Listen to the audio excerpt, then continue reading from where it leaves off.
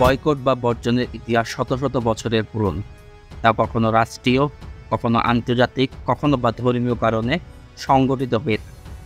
তারই উদাহরণ আবার স্পষ্ট হলো বাংলাদেশ।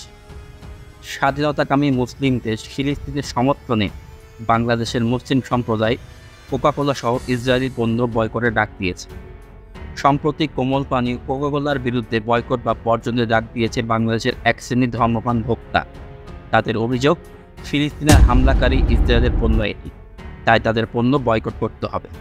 গত ঈদুল ফিতরের আগ থেকেই বয়কট ইস্যু চলে আসছে, তবে ইদানিং কোকাকোলার কোম্পানির একটি বিজ্ঞাপনকে কেন্দ্র করে সেই ইস্যু আবারও সামনে চলে আসে। আমরা জানি বিভিন্ন ইস্যুতে বিভিন্ন সময়ে বয়কট বা বর্জন কর্মসূচি পালিত হয়ে আসছে। বাজারে দাম বেড়ে গেলে বাংলাদেশে তরমুজ বয়কট করেছিল জনক, গরুর মাংস বয়কট করেছিল কিছুদিন। তবে তার আগে আমাদের জানতে হবে যে কোকাকোলা কোম্পানি আদৌ কি ইসরায়েলের পণ্য কিনা। গুগলে সার্চ দিলে দেখা যাবে কোকাকোলা হলো যুক্তরাষ্ট্রের কোম্পানি। শুধু তাই নয়, কোকাকোলার ওয়েবসাইটেও বলা হয়েছে 1886 সালের 8ই মে ডক্টর জন এস পিম্বারটন কোকাকোলা তৈরি করেছে। যুক্তরাষ্ট্রের আটলান্টার জ্যাকব ফার্মেসিতে এটি তৈরি হয়। ওয়েবসাইটটিতে 1990 সালে কোকাকোলা বাংলাদেশের বাজারের 70% দখল করে বলে দাবি করেছে। কোকাকোলা ব্র্যান্ডের মূল্য বর্তমানে $83.8 বিলিয়ন, যা কেএফসি এবং সাবওয়ের থেকে অনেক বেশি। কোক তার প্রথম বছরে মাত্র 25টি বোতল বিক্রি করেছে, কিন্তু বর্তমানে প্রতিদিন প্রায় 1.9 বিলিয়ন বোতল বিক্রি করে। গড়ে বিশ্বব্যাপী প্রতি সেকেন্ডে কোকাকোলা থেকে 10,000-এরও বেশি কোমল পানীয় গ্রহণ করা হয়ে থাকে। বিশ্বের 190টিরও বেশি দেশে কোক পান করা হয়।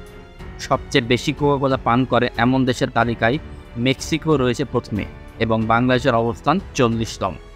এর ভিতরে অনেক মুসলিম দেশ, দুবাই, তুরস্ক, পাকিস্তান, সৌদি আরব, কুয়েত, কাতার সবাই এই কোক পান করে। গণমাধ্যম সূত্রে আরও জেনেছি, চলতি বছরের ফেব্রুয়ারিতে কোকাকোলা কোম্পানি বাংলাদেশকে কিনে নিয়েছে তুরস্কের একটি বহুজাতিক প্রতিষ্ঠান সিসিআই। যারা সংখ্যাগরিষ্ঠ 12টি মুসলিম দেশে তাদের ব্যবসা পরিচালনা করে আসছে। এদিকে আরেক কোম্পানি পেপসি পাকিস্তান জাতীয় ক্রিকেট দলের স্পন্সর। পাকিস্তানও কিন্তু মুসলিম দেশ, কিন্তু তারা কোকাকোলা বা পেপসি কোনোটাই বয়কট করে। তাহলে এখন কথা হলো, আমরা কেন বয়কট করছি? এর কারণ হলো, আমাদের ভিতরে ছড়িয়ে দেওয়া হয়েছে কোকাকোলা হলো ইসরায়েলের পণ্য বা ইসরায়েলি কোম্পানি, যার কারণে অনেক মুসলিম সাধারণ মানুষ তারা মনে করছে যে কোকাকোলাকে বয়কট করা উচিত। এখন কথা হলো, আপনি কি খাবেন না খাবেন সেটা একান্তই আপনার ব্যক্তিগত বিষয়, কিন্তু সত্যতা জেনে তারপরে বয়কট করেন। আর যদি বয়কট করতেই হয়, তাহলে সবার আগে ফেসবুক এবং ইউটিউবকে বয়কট করতে হবে।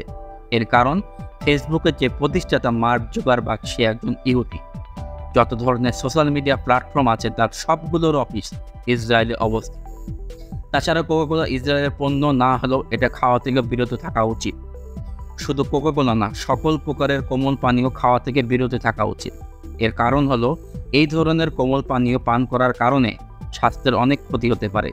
ক্যান্সার, ডায়াবেটিস, উচ্চ রক্তচাপ সহ অনেক ধরনের ক্ষতি হতে পারে। তাই এগুলো পরিহার করাই ভালো। এখন কথা হলো, এ থেকে পরিত্রাণের উপায় কি কোকাকোলা কোম্পানি? সর্বপ্রথম বাংলাদেশের প্রেক্ষাপটে বিবেচনা তাদেরকে পরিস্থিতি সামাল দিতে হবে। তারা যদি কৌশল পাল্টাতে পারে বা ফিলিস্তিনি জনগণের প্রতি তাদের সহমর্মিতা ফুটিয়ে তুলতে পারে, তবেই বাংলাদেশের কোকাকোলা পুনরায় ক্রেতা ফিরে পেতে পারে। এখন তাদের সিদ্ধান্ত নিতে হবে তারা বাংলাদেশের কোন পদ্ধতিতে ব্যবসা করবে। একথা সত্য যে যারা মনে প্রাণে সিদ্ধান্ত নিয়ে ফেলেছেন যে কোক আর কখনোই খাবেন না, তাদেরকে ফেরানো খুব সহজ কাজ হবে না, কারণ তারা ধর্মকে অন্তরে লালন করে। তাদের বিশ্বাস অর্জন করা কঠিন হবে। তাই কোকাকোলার বিজ্ঞাপন, প্রচার প্রচারণা অবশ্যই পরিবর্তন আনতে হবে। অন্তত বাংলাদেশের প্রেক্ষাপটে তাদের নমনীয় হতেই হবে। জোর করে যেমন ভালোবাসা আদায় করা সম্ভব নয়, তেমনই সংখ্যাগরিষ্ঠ জনগণকে খেপিয়ে বাজার ধরে রাখা সহজ নয়। ফলে কৌশলগত পরিবর্তন কেবল তাদেরকে ক্ষতি থেকে প্রশমিত করতে পারে। মানব কল্যাণে ভূমিকা রাখতে হবে। আদর্শগত বিষয় থাকলেও ব্যবসার ক্ষেত্রে নিরপেক্ষ ভূমিকা পালন করতে হবে। কোকাকোলা যদি তাদের বিকৃত অর্থ থেকে ফিলিস্তিনকে সাহায্য করে, তবেই হয়তোবা হারানো গৌরব ফিরে পেতে পারে।